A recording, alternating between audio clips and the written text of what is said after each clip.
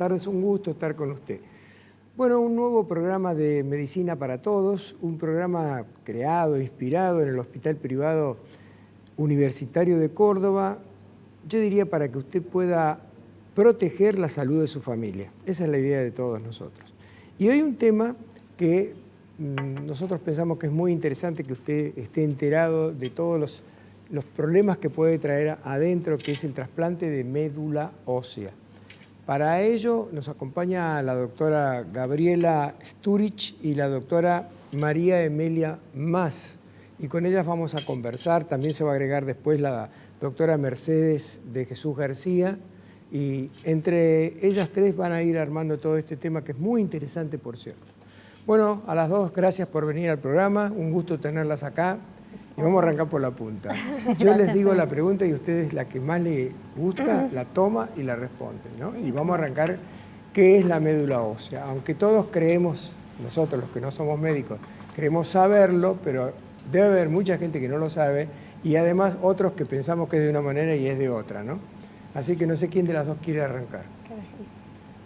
Bueno, la médula ósea es un órgano. Primera cosa, es la fábrica que da origen a las células de la sangre, básicamente, y a muchas otras células más del organismo. Y para que la gente se ubique, la médula ósea, si bien es un órgano, está adentro de todos los huesos. Adentro de todos los huesos largos tenemos médula ósea. ¿Estamos hablando de la columna vertebral? Todos los huesos, las costillas, en el húmero, en los brazos. Es como si fuera el caracú del hueso. Sí, sí.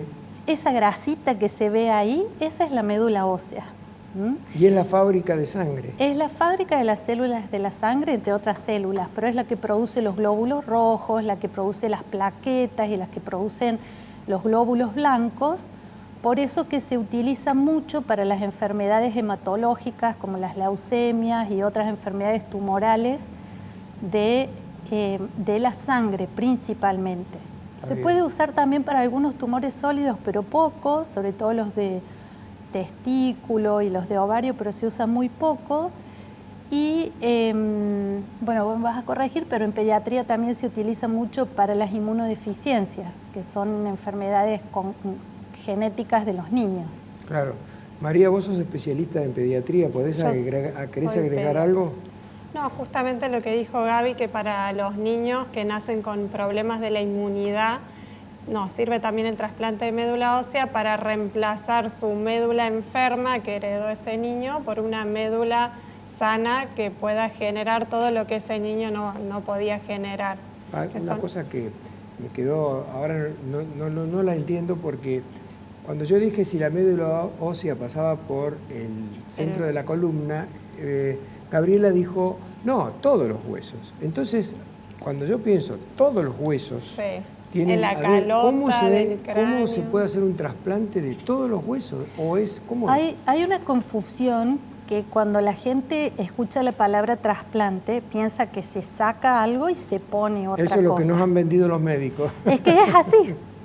Lo que pasa es que se confunde la médula ósea, que es la que está dentro del hueso, con la médula espinal, que es la que pasa por el centro de la columna, que esa es tejido nervioso. Eso no se toca para nada. ¿Y cómo se hace el trasplante con lo otro? Bueno, vamos a llegar a eso, pero ¿podés anticipar, Gabriela? Sí. Hay que sacar la médula ósea, en realidad lo que se hace hoy en día es recolectar células madres, que son las células que tienen la capacidad de generar todos los precursores para que se origine la sangre.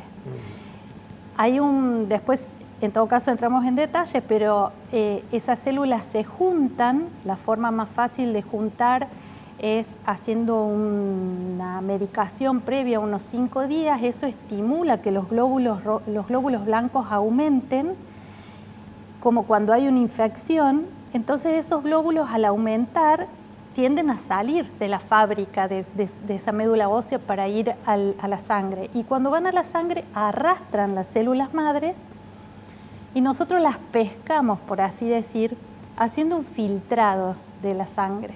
O sea, se pone un suero en cada brazo. Yo se lo simplifico. Eso en la parte de hemoterapia, porque necesitamos, son grupos de gente de distintas áreas que tienen que participar, porque esto es bastante complejo, pero es como si se hace un filtrado de la sangre y esas células madres van cayendo en una bolsita. Y eso es lo que se junta y después hay que corroborar qué cantidad de células hay, si son suficientes para el trasplante. Al paciente, para pasárselas al paciente, uno tiene que hacer el tratamiento que le corresponda al paciente de acuerdo a la patología y esas células se le pasan como si fuera una transfusión a través de un catéter, que es lo que nosotros usamos, pero entran al cuerpo por una transfusión. El trasplante es una especie de transfusión de sangre. Si lo quiere simplificar, pero el trasplante es pasar estas células madres de un organismo a otro, a veces puede ser al mismo cuerpo, ¿no? Pero de un organismo a otro, pero a través de la sangre, como una transfusión. El propio cuerpo se encarga después de transmitirlo a todos los, el interior de todos los huesos. Hago una pregunta, parece que fueran los 8 escalones esto. Hago una pregunta, sí. ¿Cuántos huesos tiene el cuerpo humano? Promedio, no sé. No me acuerdo, eran como 300 y pico eran. Sí, 300 y pico. No. Uno ya se aleja de esa parte. Cada uno de esos huesos se tiene que producir el proceso. Sí, claro. Esa era Por eso necesitamos que salgan a la sangre de una manera más natural. María, y desde el punto de vista pediátrico, lo que dice Gabriela, ¿cómo se adecúa? No, el procedimiento es el mismo, que en realidad lo que dice Gaby es para entender fácilmente. El día del trasplante es como una transfusión, pero bueno, después lo difícil y lo complicado del trasplante es que convivan en el cuerpo de una persona células de 2 personas. Y esa ¿Es más fácil o más difícil en los chicos? En los niños, quizá lo que es más fácil, que traen menos enfermedades previas a veces, es menos probable que el niño sea diabético, hipertenso, y eso ayuda mucho con las complicaciones que pueda tener el trasplante. Creo que, bueno, no se puede generalizar, pero me parece que por ahí eso ayuda mucho, que los niños, muchos suelen tener menos enfermedades preexistentes que los adultos, ¿o no? Y la otra diferencia es que en los niños todavía hay más recolección de médula ósea por la patología. Claro, que ya en el adulto casi eso no se hace. La forma de recolectar las células madre hay 2. Una es la que explicaba Gabriela, conectado a la máquina, y la otra es directamente ir a hacer punciones en los huesos aquí atrás, en las crestas ilíacas. Son múltiples punciones y de ahí se recolecta directo de la médula ósea. Y eso se hace en los niños más frecuente que en los adultos. Muy interesante. Vamos a hacer lo siguiente. Vamos a hacer una muy pequeña pausa, apenas 30, 40 segundos, y volvemos con este tema.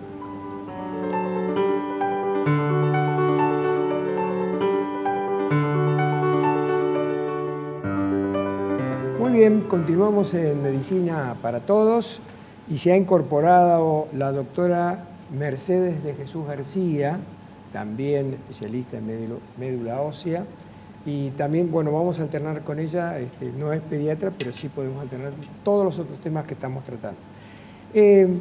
Les quería preguntar a ambas por qué es importante ser donante de médula ósea. ¿Cuál es la razón? La importancia de ser donante de médula ósea es porque hay enfermedades que llegan a un límite, por ejemplo, una leucemia que puede tener un tratamiento con quimioterapia, que en un principio a veces son suficientes.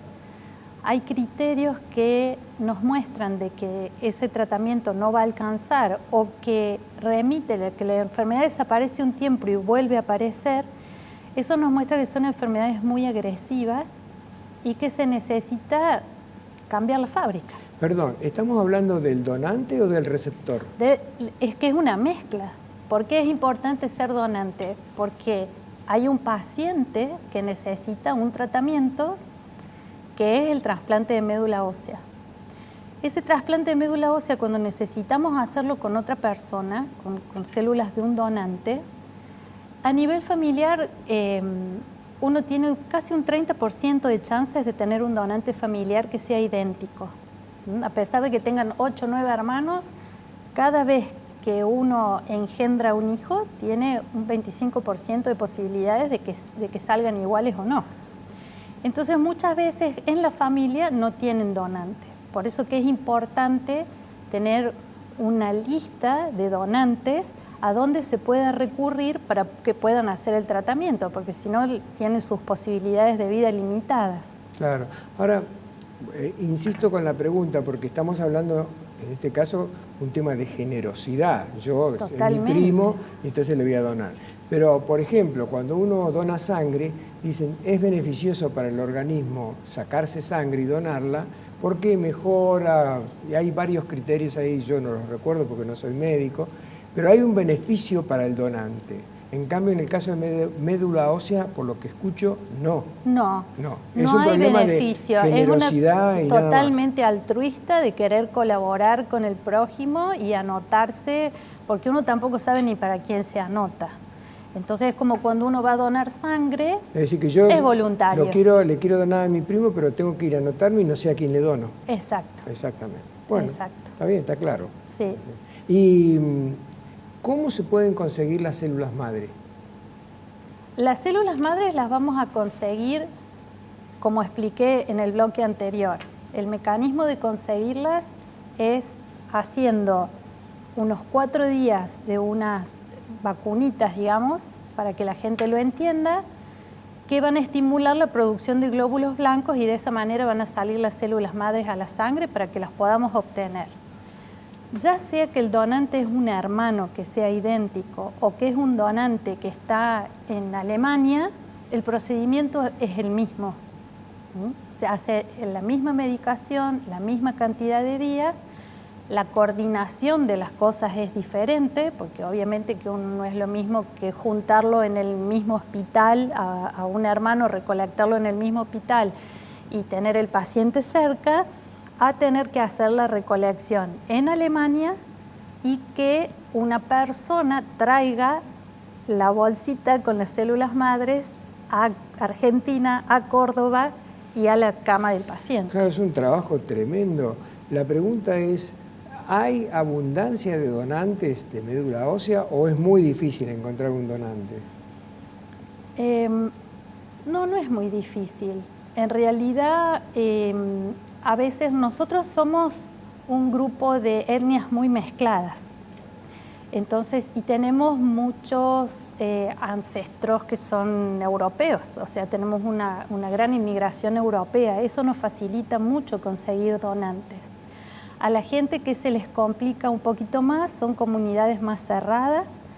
A lo mejor cuando viene gente de por decir, el noroeste, donde tenemos ya población más autóctona, y entonces ahí es difícil poder conseguir donantes. Por suerte ha aumentado mucho la donación de argentinos, que hasta hace pocos años atrás nos era muy difícil, y el Banco Argentino a través del INCUCAI está teniendo mejores posibilidades, y eso es mucho mejor porque estamos más cerca de los lugares de donación y facilita muchísimo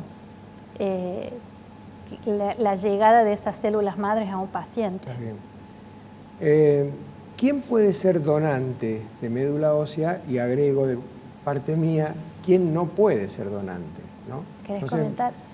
María Mercedes, perdón. Sí. Donante puede ser cualquier persona mayor de 18 años. El límite de edad estipulado es a los 40 años.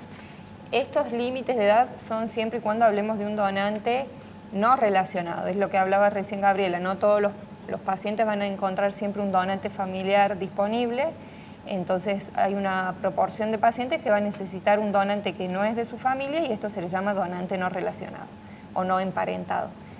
Ese donante no emparentado para el INCUCAI tiene que ser una persona que tenga entre 18 y 40 años, que pese más de 50 kilos y que esté dispuesto a realizar el acto de forma voluntaria y gratuita.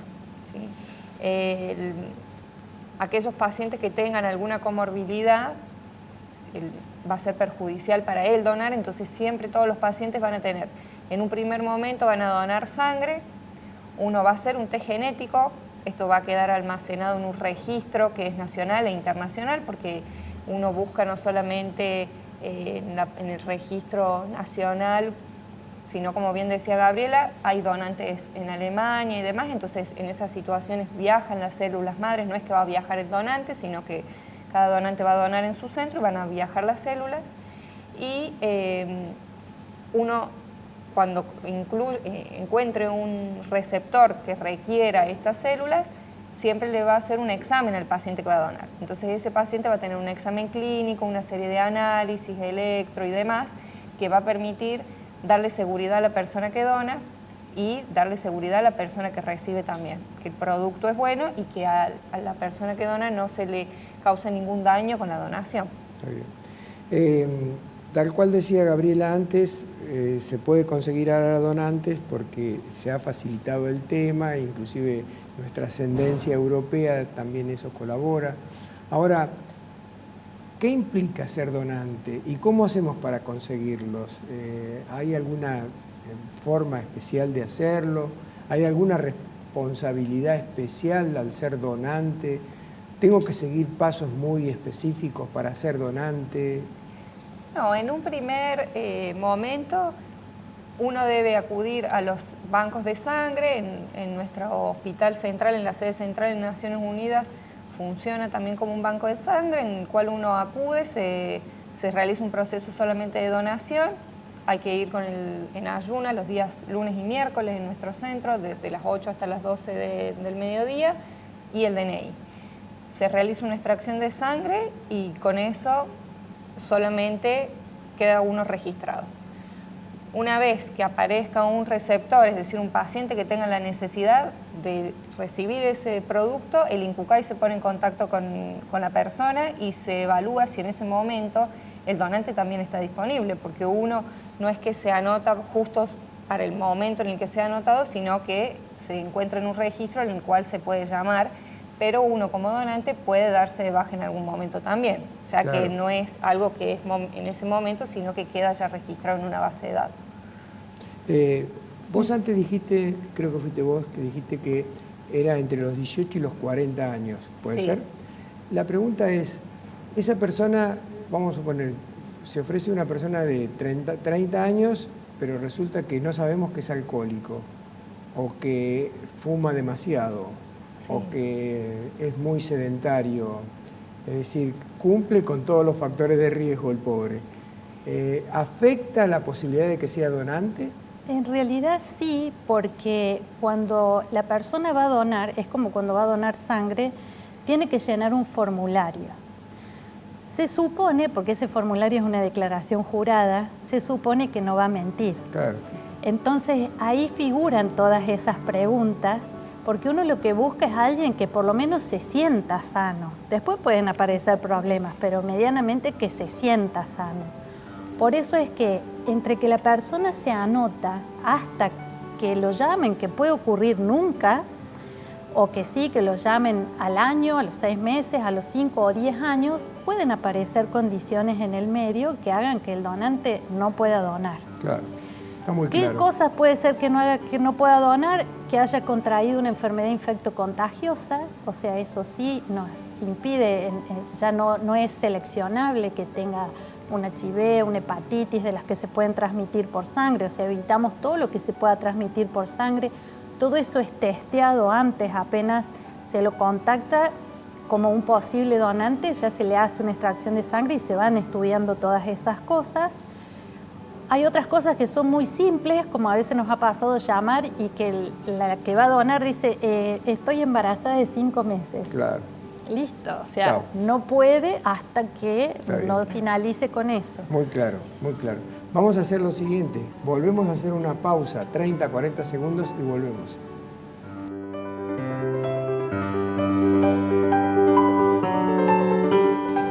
Muy bien, continuamos en Medicina para Todos. El tema de hoy es trasplante de médula ósea y estoy con las doctoras Gabriela Sturich y la doctora Mercedes de Jesús García.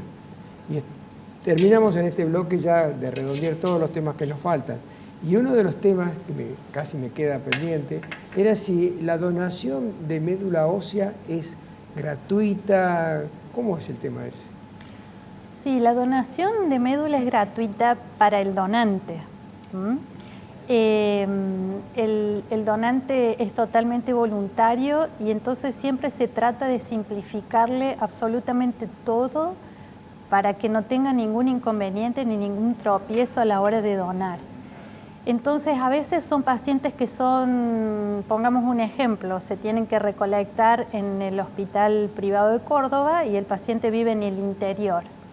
En ese caso es el INCUCAI el que a través del ECODAIC van a coordinar los gastos de traslado, la medicación que tiene que recibir el paciente, los costos que tienen los kits para recolectar las células. Al donante no le cuesta absolutamente nada de su bolsillo tener que donar. Y porque ya lo que hace es tan importante. No, yo no pienso en que le cueste al donante, sí no, pienso que le cueste al paciente, al receptor, porque dice, bueno, usted va a recibir una cosa, pero va a tener que pagar tanta plata. Absolutamente nada. En otros órganos, no sé, corazón, hígado, los trasplantes, no sé cómo será ahora, pero hubo tiempos en que había que hacer una lista de espera y estar 2 años para un trasplante de repente de corazón. No sé cómo será ahora. No, eso es lo bueno, que en médula ósea no hay lista, no hay lista de espera. Por eso que es importante que mientras más gente se anote, más chances hay de conseguir un donante para un determinado paciente. Pero eso, todas las búsquedas, como digamos el estudio genético, cuando uno decide anotarse, es a través de un tubito de sangre nada más que se hace la prueba y eso va a una base de datos.